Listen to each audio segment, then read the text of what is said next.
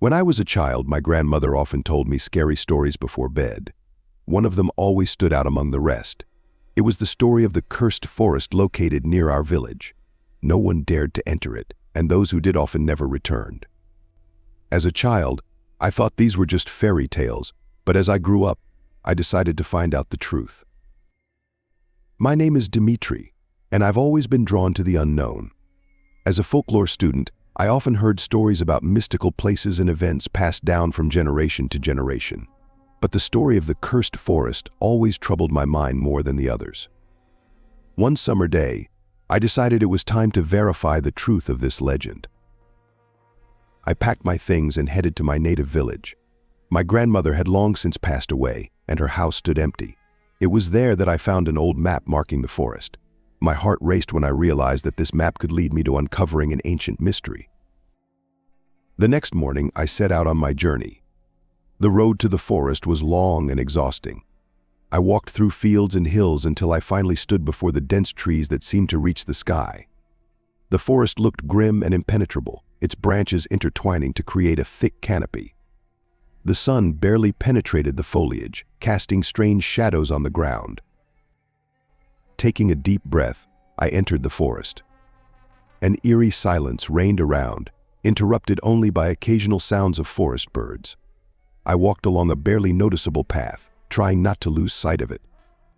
After several hours of wandering, I noticed something strange. The trees around were marked with peculiar signs and symbols. I took out my notebook and began recording my observations, feeling that I was getting closer to the answer. Soon I stumbled upon an old abandoned hut.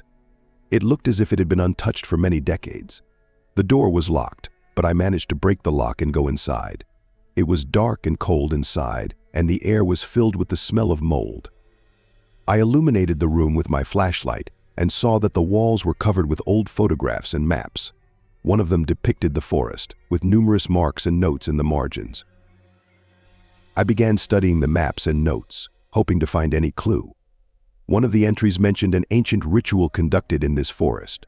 People believed the forest was home to an evil spirit guarding treasures and ancient knowledge. To appease the spirit and gain access to its treasures, a sacrifice had to be made. The more I read, the more I realized that my grandmother's stories had a real basis. I decided to continue my research and find the place where the ritual was held. With the map and notes in hand, I left the hut and ventured deeper into the forest. With each step, the forest became more sinister. The branches of the trees looked like outstretched claws ready to grab anyone who dared to come close. I walked cautiously, watching my every step. Suddenly, I heard a rustle behind me. Turning around, I saw nothing suspicious, but my heart began to beat even faster. After a few hours, I reached a large clearing surrounded by ancient stones. In the center of the clearing stood a huge stone altar covered with moss and lichen. I realized that this was the place where the ritual had been conducted. But something felt off. I felt a strong pressure on my chest, as if an invisible force was trying to stop me. Gathering all my courage, I approached the altar and began studying it. Ancient symbols, similar to those I had seen on the trees, were carved into the stone. I took out my notebook and started recording them, hoping to decipher them later. Suddenly, I heard a loud crack and turned around. Behind me stood a tall man in old-fashioned clothes, his eyes burning with hatred. I froze, not knowing what to do. The man began speaking in an unfamiliar language, but his voice sounded sinister and threatening. I felt he was trying to drive me out of the forest. Suddenly, he vanished as abruptly as he had appeared. I was left alone in the clearing, trembling with fear. Despite this, I decided to continue my research. I spent several more days in the forest, studying the ancient symbols and trying to decipher them. But the more I learned, the more I realized that solving this mystery could cost me my life. The forest was filled with evil, and every corner held danger. On the fourth day, I decided to return to the village and report my findings. But when I emerged from the forest, I was met with astonished looks from the villagers. It turned out I had been gone for more than a week. No one knew where I had been, and everyone thought I was missing. I realized the forest had played tricks on me, and time there flowed by its own rules. Back home, I wrote a report about my findings and sent it to the university. But at night, I began to be tormented by nightmares. I saw the same man, his eyes burning with hatred, speaking in his sinister language. I understood that the forest had not let me go, and its dark forces were still watching me. A few months later, I decided to leave the village and move to the city. But even there, I could not find peace. My research brought me fame and recognition, but along with them came fears. The forest remained in my memory forever, and its dark secrets continued to haunt me. One day, I received a letter with no return address. It contained only one word return. I realized that this was a message from the forest. It was calling me back, and I knew I could not resist it.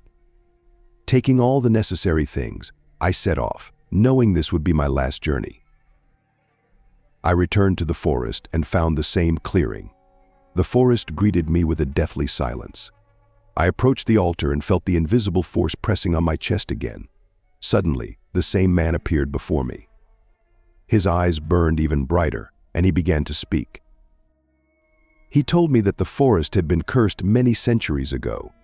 The people who lived there conducted a dark ritual to gain power and wealth, but they awakened an ancient evil that seized their souls and settled in the forest forever. Now, everyone who entered the forest became part of this curse. I realized I could not leave the forest. I became its prisoner, like many before me. The forest claimed my soul, and I remained there forever. Now I am part of its dark secrets, and my story will be passed down from mouth to mouth as a warning to those who dare to enter the cursed forest.